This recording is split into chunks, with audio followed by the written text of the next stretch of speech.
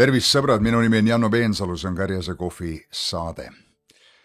Ma usun, et paljud meist osalesid Will Grahami Lootusaeg festivalil ja ka eile õhtul mul oli au ja privileeg seal olla ja milline eriline aeg see oli.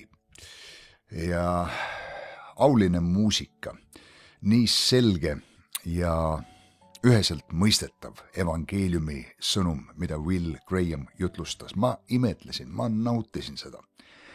Mul oli siuke tunne, et ma lähen ise altari ette, annan oma elu Jumalale, kuigi ma olen seda juba teinud kaua aastaid tagasi.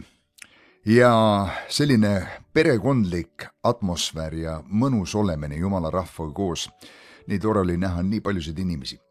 Ja nii mitmed tulid ka mu juurde ja tänasid mind nende Karjase kohvi saadete eest. Mõned kutsusid neid küll Karjase kirjadeks. Meie piiskop kirikus kirjutab meile Karjase kirju. Mina aga pakun Karjase kohvi. Kohv on palju parem, kes pole nii. Kohvi ma ei saa küll sulle sinna saata, kus sa oled, aga me saame Jumala sõna koos arutleda. Ja eriti puudutas mind ka Viru vanglas kaplani sõnad, mis ta jagas minuga, et väga tihti nad panevad mõningad need episoodid mängima ja kuulavad koos meestega. Ja ütles, et mehed on andnud head tagasisidet ja see puudutas mu südant. Ja tõesti sel kohal ma tahan väljendada oma südames siirast tänu kõigile neile, kes on tagasisidet andnud. See julgustab mind, see kinnitab mind. Siin ma olen oma väikses kodukontoris, vaatan kaamerasse, ma ei näe nägusid, ma ei näe reaktsioone, aga kes on kommenteerinud ja laikinud videosid, jaganud neid oma sõpradega, see on olnud mulle suureks õnnistuseks ja loomulikult ma tahan eriti tänada neid, kes on ka partnerid selle tööga ja toetanud seda rahaliselt. Suur tänu teile. Sõbrad, ma ei ole kaua aega lugenud siin saates õpetussõnu. Doktor Ed Cole, minu vaimulik isa, õpetas mulle omal ajal, et see on tark igal hommikul lugeda üks peatükk õpetussõnade raamatust, sest õpetussõnade raamat on tarkuse raamat. Neid nimetatakse tarkuse kirjanduseks, Hiob ja koguja raamat seal julgas. Ja kui sa loed ühe peatüki õpetussõnu iga hommik, sa ei saa parata juurde noppida tarku mõtteid, asetada neid oma südame lauale ja ühel hetkel vajalikul momendil tulevad need üles. Ja täna 20. kuupäeval mõtlesin, et loeme koos õpetussõnade raamatut. Ma ei ole eelnevalt seda isegi värskelt üle lugenud, nii et ma loen seda koos teiega. Siin hakkab pihta, esimene salm ütleb, et viin paneb pilkama, vägijook lärmama ja ükski, keda see paneb taaruma, pole tark. Alkoholi teemal on palju arutelusid peetud kirikutes. Selge on see, et kui me joovastume viinast, nagu ka ütleb Uus Testament, siis sellest tuleb õnnetu elu. See on patt Jumala ees. Alkoholi tarbimine ka Iisraeli kultuuris, kust meile ka Jumala sõna tuleb, ei olnud ebatavaline. Joovastumine oli aga taunitav ja selgelt meie Eesti ühiskonnas alkohol on tõeline probleem, narkootikumid muidugi ka. Ja ma arvan, et meie kristlastena oleme kutsutud olema eeskujuks selles asjas. Ja sellest võiks rohkem rääkida, ma olen teinud sellest eraldi saated, aga siin edasi teises salmis öeldakse, et kuninga ähvardus on otse kui noore lõukoera müürgamine. Kes teda vihastab, teeb pattu oma hinge vastu. Ma arvan, et igas keskkonnas, kuhu me siseneme, on õige protokoll, õige etikett asju teha. Ja arutlemata siin selles, kas kuningal on õigus möirata või vihastuda või häält tõsta. Aga ma arvan, et me teeme targasti, kui me tajume ära, millise positsiooni me peame võtma igas suhtes, kus me oleme. Me kanname paljusid mütse, nagu inglise keeles öeldakse, võib-olla tööl on direktori müts, kodus lastega isa müts, abikaasa müts ja veel mütsid, mis me paneme pähe, et tajuda, millisel viisil me peame positsioneerima ennast, ma arvan, on väga-väga tark. Ja mitte minna kaasa nende asjadega, millega meid provotseeritakse. 3. salm ütleb, et mehel on auks hoiduda riiust, kõik rumalad aga hakkavad peale. Tõepoolest, ka Eesti vanasõna ütleb, et targem annab järele. Ja kui me oleme mingisuguseid sõnu teatud suhtumisega välja rääkinud, sest meie südames on olnud kibedust või ärritumist ja siis me räägime sõnu, muuseas, nii kui me vait oleme, me suudame konfliktid ära hoida. Aga niipea, kui me purskame välja need sõnad, teinekord need jälitavad meid aastakümneid ja tuletatakse meelde, et aga siis sa ütlesid nii.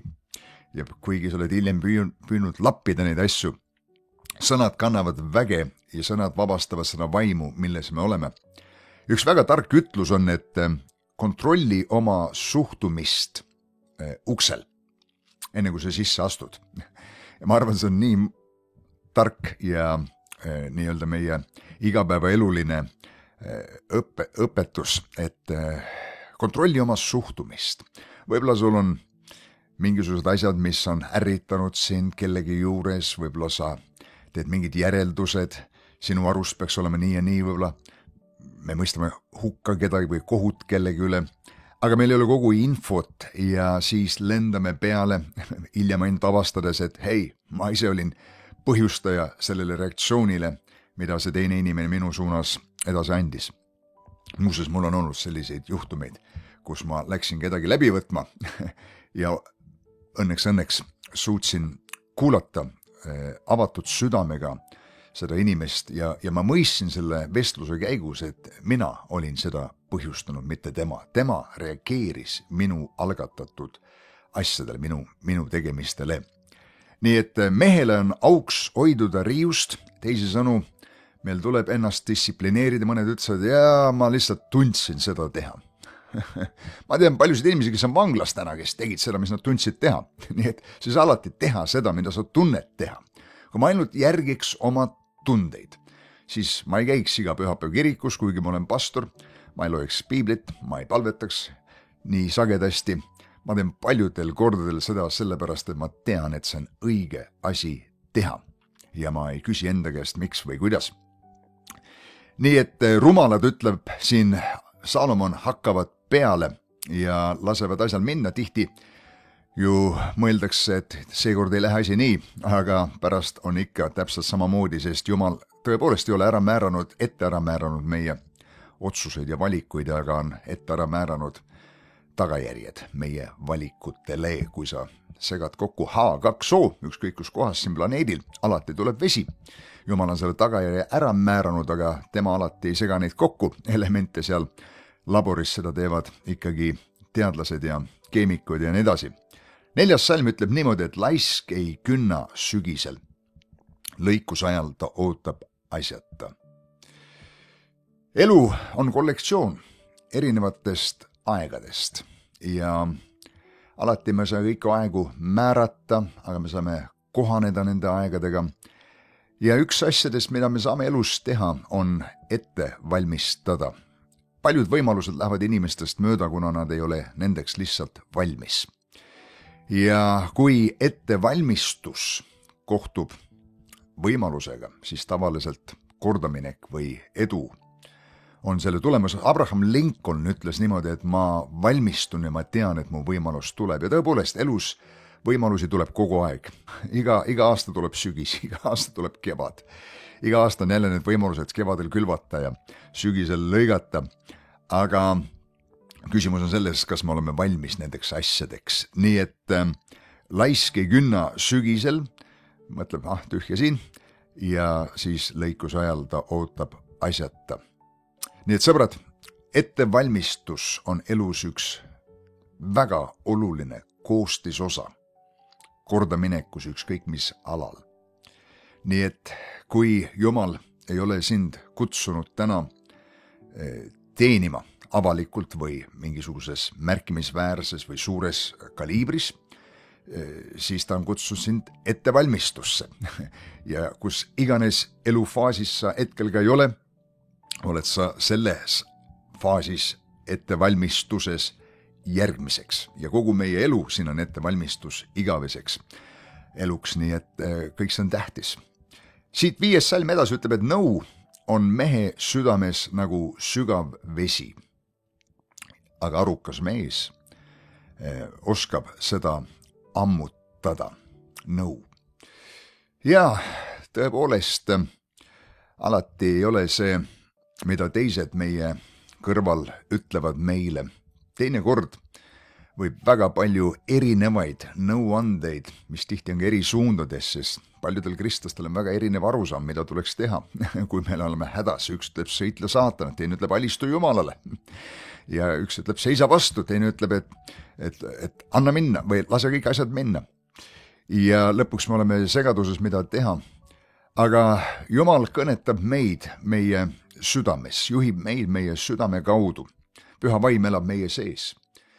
Ja Jeesus üks nimedest muuseas on imeline nõuandja, mis tähendab seda, et kui me õpime kuulma tema häält ja võib-olla teinekord meie nõustajad, meie ümber, meie sõbrad, kes aitavad meil asju lahti mõtestada, aitavad meil lihtsalt lõpuks kuulda seda südame häält, millega Jumal meid kõnetab ja nõu on meie südames. Arukas mees oskab seda ammutada. Kas see arukas mees on siis see ise, kes seda nõu vajab või inimesed meie ümber. Muuseas, coaching ju tihti on ja ka mentorlus, mitte et me anname inimestele nõu, ütleme neile, mis teha tuleks, aga aitame neil tulla selle idee peale ise. Paljud inimesed, salm 6, kuulutavad oma enese headust, aga kes leiaks ühe ustava mehe? Kui haruldane on see kvaliteet tänapäeva maailmas? Ustavus, lojaalsus. Ustavus tähendab, et jätkuvalt see sama. Mitte üks päev üleval, teine päev all, üks päev tuleb kogudusse, ütleb, ma olen siin, pastor, ustav mees kuni sinu teenimise lõpuni või nii kaua, kui sa siin oled. Ja 3 nädala pärast on ta läinud. Ustavus on haruldane ja Jeesus õpetas ka, et meil tuleb olla ustav. Selleks, et saada ülendatud, tuleb olla inimesel ustav. Sina hea ja ustav sulane oli see, mis põhjustas ülenduse nendele teenritele sulastele, kes kuningal olid. Ja seal oli, milles seda ustavust läbi katsuti, testiti. Ja pea meeles, meie ustavust katsutakse läbi. Oli kõigepealt ustavus väikestes asjades. Ustavus väikestes asjades ja siis ustavus selles, mis kuulub kellegile teisele, enne kui sulle usaldatakse sinu endoma ja lõppeks ustavus pikka aega. Lühikest aega kõik saavad olla ustavad, aga ole sa pikka aega, kus on erinevaid faase, tõusud, langused. Tahaks ära minna, tahaks pettuda, tahaks vihastuda, on arusaamatused, erimeelsused. Need on need ajad, kus tõeliselt meie ustavus esile tuleb. Ja muuseas, kui valiti Juuda asemele mees, kes võtaks selle positsiooni, mis oli siis 12 talle apostlit, auväärsed kohad seal, siis valiti mees Mattias. Ja põhjus, miks ta üles üldse seati, oli sellepärast, et oli sealt Johannese ristimise ajast kuni Jeesus ülesvõtmiseni olnud nendega koos. Nüüd seda mehest me ei kuule kuskil evangeeliumites ega Pauluse kirjades ega Peetruse mainida, keegi mainida. Et oli kuskil tagaplaanil. Tal ei olnud avalikku suurt platvormi, teda ei imetletud, teda ei laikitud, tema kanalit ei subscribe'itud, ta oli olematu vend, aga ta oli ustav. Ja see kvalifitseeris teda lõppeks saama selle positsiooni. Ja Paulus ütles Timotusele, et mis ma olen sulle andnud, anna see edasi ustavatele inimestele, kes saavad olema võimelised õpetama ka teisi. Me tihti elus otsime võimekaid inimesi ja siis avastame hiljem, et nad ei ole ustavad. On see siis head töölised, kes on talendikad, kes on tugeva karismaga, aga siis lendavad minema, teevad midagi muud või lähevad konkurendi juurde. Naised otsivad võimekaid mehi, võib-olla ka heal järjel mehi, et olla majanduslikult kindlustatud, leiavad siis, et nad ei ole ustavad. Sõprussuhetes, ärimaailmas, ka vaimulikus dimensioonis me näeme seda sama. Ustavus on iseloomu nurgakivi, kui Jumal midagi otsib, siis ta otsib ustavust ja kui ta leiab ustavad, siis ta teeb need ustavad inimesed võimelisteks. Jumal ei otsi ennekõike meie võimekust, aga otsib ustavust ja ustavusega ta saab teha tööd. Nii et kes leiaks ühe ustava mehe, oli siin Salomoni ehk siis Jumala inspireeritud mõte. See oli haruldus juba siis, kui palju enam nüüd. Õige elab oma vagaduses. Salm 7. Õnnelikud on ta lapsed pärast teda. Paljud vanemad lasevad ristida oma lapsi ja kui palju on inimesi tulnud minu juurde arutlema selles osas. Ma räägin tihti täiesti ilmalikest inimestest ka. See on ju olnud väga populaarne, et mingi müstiline kaitse on minu lapse üle nüüd. Ta on ristitud. Ma ütlen neile tihti selle sama salmi, et parim kaitse nende laste üle on sinu ja sinu abikaasa Jumala kartlikkus. Õige elab oma vagaduses, õige elab Jumala kartlikkuses, õnnelikud on ta lapsed pärast teda. Nii et kui see laps jõuab otsustusikka, siis sealt edasi on ta vastutab oma valikute otsuste eest Jumala ees samuti. Aga kui ta on alaealine, kui ta on väike, siis sinu Jumala kartlikkuus, et sa teenid Jumalat oma südamega, on parim garantii, et tema käsi hästi käib.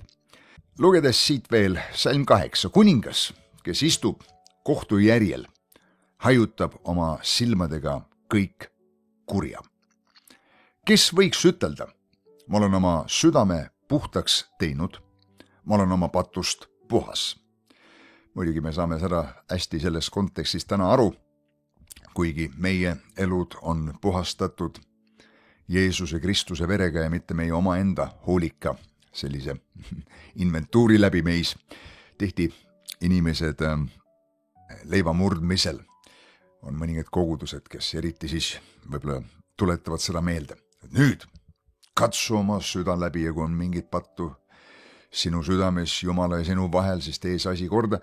Ma nõustun selle põhimõttega loomulikult, aga ma ei nõustu, et me peame ootama selleni, kuni me leiva murdmist teeme. Ma arvan, me peame meelt parandama kogu aeg ja hoidma oma südame puhta. Kui ma eksin, me kõik eksime palju, ütleb Jakobus, eriti kõnes. Ja meil tuleb ennast pidevalt korrigeerida. Ja välised korrigeerimised on ka teinekord meie elus ja politsei peatab meid kinni, annab meile trahvi või inimesed on kuskil kinnipidamisasutustes ja kuulatakse üle ja need on välised korrigeerimised või muud mingisugused nõuded või trahvid, mis tehakse, aga parim on iseennast korrigeerida. Nii nagu me näeme Paulus, kes korrigeeris ennast, kui talle öeldi, et see, keda kohta sa seda ütlesid, on ülempreester ja Paulus, oi, sorry, ma ei teadnud, andke mulle andeks, korrigeeris ennast ise. Kahesugune kaaluviht, salm 10, kahesugune kaaluviht ja kahesugune vakk, ka need mõlemad on Jehova meelest hirmsad. No selge on see, et Jumalale ei meeldi kahekordsed standardid. Millist elu me elame avalikkuse ees, sellist elu me peaksime elama ka privaatsuses. Kirikus, pastor või iga kristlane selles võtmes. Kui ta palvetab koguduses, loeb piiblit, seal me tõstame käed, seal me ülistame Jumalat, seal me toome Jumalale ande. Me peaks seda tegema oma tava igapäeva elus. Ja muuseas, see on võib-olla üks põhjus, miks paljud kristlaste lapsed ei taha käia kirikus. Sest nad näevad, et nende vanemad haaravad piibli pühapäeva hommikul riiulist ja lähevad kirikusse ja koos kirikus olles näevad, et seal nad palvetavad, seal nad on vaimulikud, aga siis juba teel tagasi koju on tülid ja siis piibel lendab riiulisse ja ülejäänud nädal palju vaimulikkust, kristlust ei praktiseerita. Palvet pole, Jumala sõna ei loeta ja seda armastust välja ei elata ja siis seostataksegi lõppeks kristlust pühapäevaga. Ja selle tõttu võib-olla ei taheta sellele panustada, sellele pühenduda. Kahesugune kaaluviht, kahesugune vakk, need mõlemad on Jehova meelest hirmsad. Salm 11 aga ütleb, et juba poisikese tegudest tuntakse, kas ta loomus on puhas ja õige. Ja tõepoolest, meie elud kujunevad ja meie elud täna on tulemus sellest, kuidas me oleme kujunud lapseeas, noorukieas, milliseid põhimõtteid me õppisime, millised väärtused meie sisse said tugevasti külvatud. Ma olen ülimalt tänulik, et minu ema korrigeeris mind. Minu ema muidugi ja mina elasime sellisel ajal, kui veel vitsa hoolega tarvitati ja ma olen omajagu vitsa saanud oma elus. Ja ma olen selle eest täna ülimalt tänulik. Mõningad asjad said mulle hästi selgeks. Ja õnneks see, mis sai ehitatud minu sisse ja minu ema oli suur põhjustaja sellest, sest mul isa polnud ja ema hoolitses ka selle osa eest, mida võib-olla isa oleks pidanud tegema. Peame siis silmas korrigeerimist, et mingid põhimõttekindlused jääksid mind nagu kompassina elus suunama. Ja muidugi, kui Jeesus Kristus mu ellu tuli, siis asjad said selgemaks ja see mootor töötas lähtudes minust, mitte enam välised nagu surved või et kellegile peab nüüd meelepärane olema või siin ühiskonnas peab sedasi tegema, sellepärast muidu läheb halvasti, vaid sellepärast, et ma tahan. 12 salm ütleb, et kuulja kõrva ja nägija silmaga, need mõlemad on Jehova teinud. Ja ma arvan, see on hea paluda. Jumal, anna mulle kõrvad kuulda, kui ma loen sinu sõna, kui ma palvetan ja ma kuulen sinu instruktsioone, kuulen sinu tarkust ja silmad näha asju. Piibel ütleb, et tark näeb hädaohtu ja poeb peitu, nii et targa üks iseloomustus on see, et tark näeb asju. Tark näeb asju ette. Ta mõtleb asjad läbi, näeb asjad, kuidas asjad võiksid juhtuda, kuidas asjad võiksid olla. Rumalad lähevad edasi, saavad nuhelda, nii et kuulda ja näha seda, mida Jumal on varjule pannud nende jaoks, kes on näljased ja otsivad neid tõdesid, on kindlasti meie üks mandaat ja missioon siin elus. 13 salm ütleb niimoodi, et ära armastu und, et sa ei jääks vaeseks, hoia silmad lahti, siis sa saad leiba küllalt. Mis ei tähenda muidugi, et me peaksime kehvasti magama või vähem magama, muidugi see on teema täna päeval omaette. Ma üks päev puudutan seda ja teen sellest ühe saate, ma olen natuke seda teemat uurinud, magamise tähtsusest rääkides ja kvaliteedist. Aga tõepoolest, laiskus on midagi, mis ei vii meid kunagi meie täispotentsiaali avastamiseni ja me ei saavuta neid eesmärke, kui me ei pühendu asjadele. 14 salm ütleb, et halb, ütleb ostja, aga ära minnes ta kiitleb.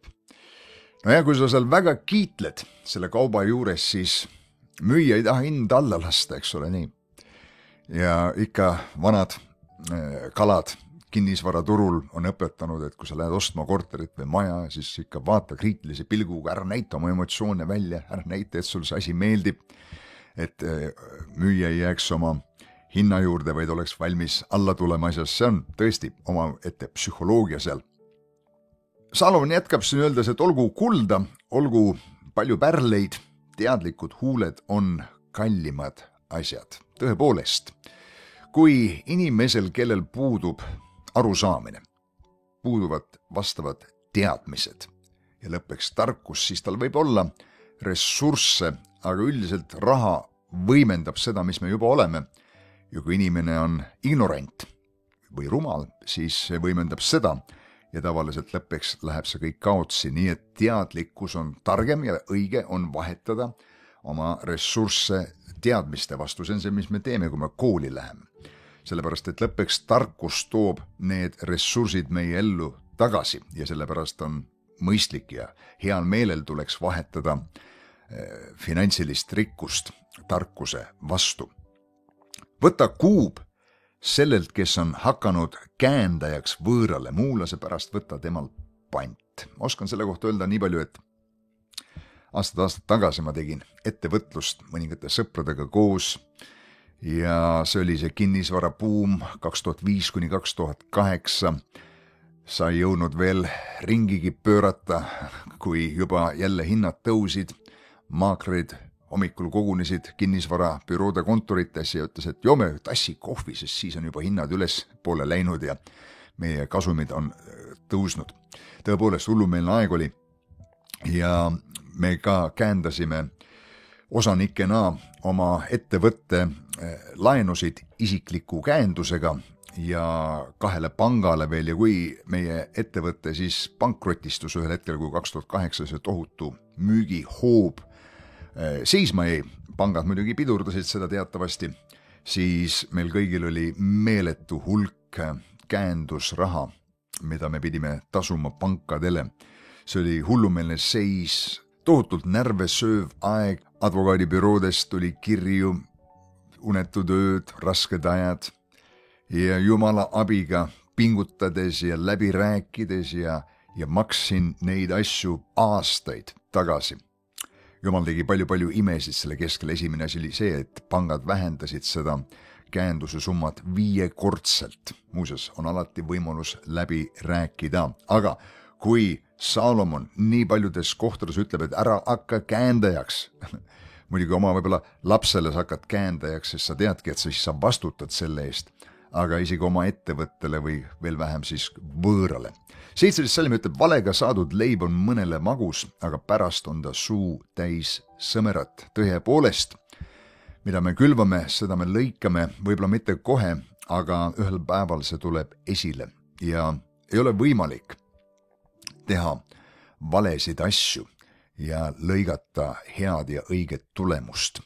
Ja selles võtmes ka teha õigeid asju ja lõigata valet. Jah, me võime teha head ja tajuda, et nagu kurjad asjad juhtusid meil, aga ma tuletan meelde, et see on veel sinu lõikus, need head asjad on tulemas. Salm 18 ütleb, et nõu pidades lähevad kavatsused korda ja ainult targal juhtimisel pea sõda. Täiesti nõus sellega. Nõuandjad määravad kuningate saatused. See ei ole ainult, et nendel tippjuhtidel on tarkus, oskused, võime kõiki asju näha, vaid nõuandjad nende ümber.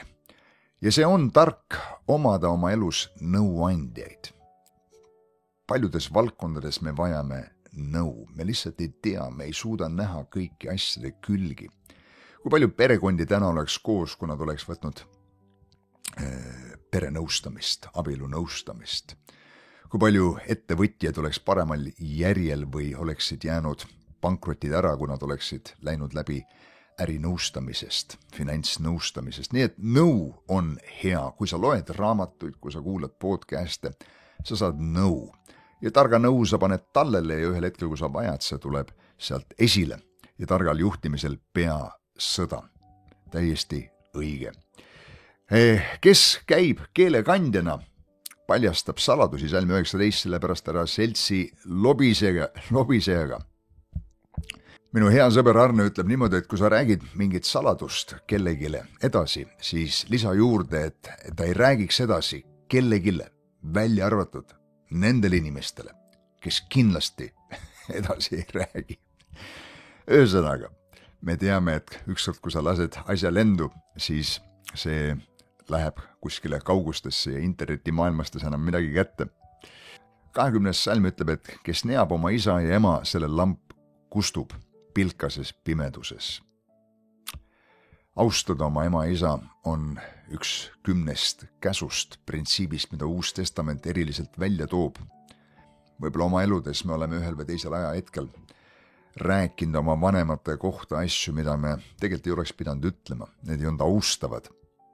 Ja täna, kus me oleme aru saanud sellest, peaksime me andeks paluma või kui see on võimalik, aga vähemalt oma suhtumistes tegema korrektuure, sellepärast et Jumal väga tähtsustab austuse printsiipi. Ta ütleb, et sellega tuleb kaasa pikem eluiga ja meie hea käekäik. Ma tean, et paljudel on olnud keeruline üleskasvamine ja ei ole võib-olla head suhted ei isa ega emaga.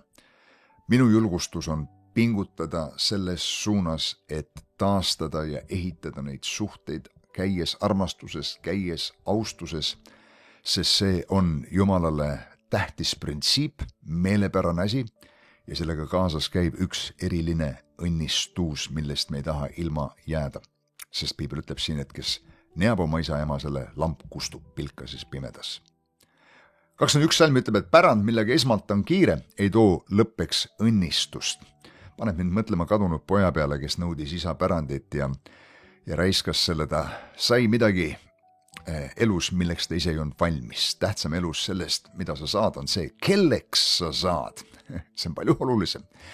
Küsida mitte, mis palka ma selle töö eest saan, aga mida see töö minust teeb, milliseks inimeseks ta mind kujundab. 22 salm ütleb, et ära ütlemata asun kätte kurja eest, oota Jehovat küll, tema aitab sind küll, see on tähtis salm. Vahest me mõtleme, et ma teen talle nii ja ma lõikan ta oma elust välja ja ma blokin ta ära Facebookist ja nüüd ma levitan tema kohta halbu uudiseid ja ma teen seda ja ma teen teist. Aga mida me ei mõista on see, et nagu ütleb üks kuulus lause, et kui halb inimene eksib sinu vastu, siis anna temale andeks, et ei oleks 2 halba inimest. Mida me endale teeme sellega on see, mis on hullem kui see, mida me teeme tegelikult teisele. 23. salm ütleb uuesti, et 2-sugune kaaluviht on Jehova meelest hirmus ja vale kaal ei ole hea. 24. salm, üks mul lemmik salmidest, õpetussõnades. Mehe sammud on Jehovalt. Kuidas võiks siis inimene tunda oma teed? Mäletan, lugesin seda kunagi aastaid tagasi ja mõtlesingi, et mehe sammud on Jehovalt ja siis siin on küsimus, kuidas võiks siis inimene tunda oma teed? Ja mõtlesin, et kuidas siis inimene võiks tunda oma teed? Kui Jumal juhib tema, kuidas mina siis saan? Kui Jumal juhib minu samm, ma ei tunne ju oma teed. Ja siis vastus tuli mulle otse kohe. Vastus on, kui sa tunned Jumalat. Siis sa tunned seda, kes juhib sinu samme. Ja ta kõnetab sind, ta räägib sinuga. Ja selles ongi kogu võti. 25 salmi inimesele on püüde paelaks kergemeelne ütlus, see on pühitsetud ja alles pärast tõutusi hakata järele mõtlema. Kui tõsi see on, anname lubadusi, anname tõutusi ja pärast mõtleme, kuidas ma oma elukava nii tihedaks tegin, kuidas ma endale sükse pressi ja surve peale tõin. Nüüd ma olen selle koorma all, et tark on mõelda nõnda, et ma annan oma elus mingisuguseid marginaale, hingamise aegu, hetki. Tihti inimesed lepivad kokku, et ma tulen selleks kellaajaks sinna ja siis jõuavad pool tundi hiljem. Ja sa lõhud oma enda reputatsiooni. Inimesed hakkavad pika peale vaatama, sa oledki siuke hiline ja siia ja hiljaks, sinna ja hiljaks kogu aeg. Aga tark on ehitada marginaalid oma ellu. Mul on vaja olla 11:30 selles kohas. Ma teen eesmärgiks, et ma olen 15 minutit seal varem. Ma istun seal autos, ma saan seal mõelda, ma saan seal, ma ei tea, silmaharjutusi teha, ma saan seal oma telefonis mõned asjad ära teha, ma saan võib-olla palvetada, lihtsalt mõelda läbi järgmise kokkusaamise või kohtumise struktuuri, mis mul öelda tuleks. Igal juhul ma astun selle uue asja sisse rahus ja mitte nagu tormates ühest asjast teise. 26 salm ütleb niimoodi, et tark kuningas puistab õelaid ja laseb ratta neist üle käia.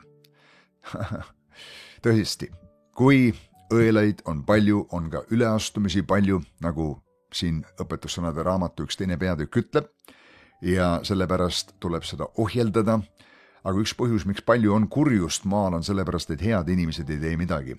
27 salm, inimese vaim on Jehova lamp. See uurib läbi kõik südame sopid. Salm, mida Kenneth Hagin kasutas ühes oma raamatus, kuidas olla juhitud Jumala vaimust, mis on üks väga oluline raamat iga kristlasele lugeda, selles, kuidas Jumala vaim meid juhib. Minu arust parim, mida ma olen lugenud sellel alal, nii et ma igal juhul julgustan. Aga tõepoolest, Jumal juhib meid meie vaimu kaudu ja sellepärast meie vaim inimese arendamine on ülimalt tähtis. Me arendame oma vaim inimest, kui me kuuletume Jumalale, kui me palvetame keeltes, Piibel ütleb, kui me palvetame võõrastes keeltes, siis palvetab mu vaim, ma saan vaimus üles ehitatud. Juuda kiri ütleb, et ehitage ennast üles oma pühamaile usule, palvetades pühas vaimus ja nii edasi. Ja kui ma kuuletun Jumalale, kui ma õpin tema häält kuulma, vaigistan ennast ja arendan oma vaimu meelsust, siis ma arendan ka seda ala ja osa, kus ma kuulen Jumala juhtimist ja Jumala instruktsioone ja päeva lõpuks on kõige tähtsam, mida Jumal ütleb mulle, mitte mida mina ütlen talle. Ma võin talle öelda ilusaid sõnu, ma võin tunda vägevat võidmist või võin öelda, et vau, see oli võimas palve täna, mida ma palvetasin.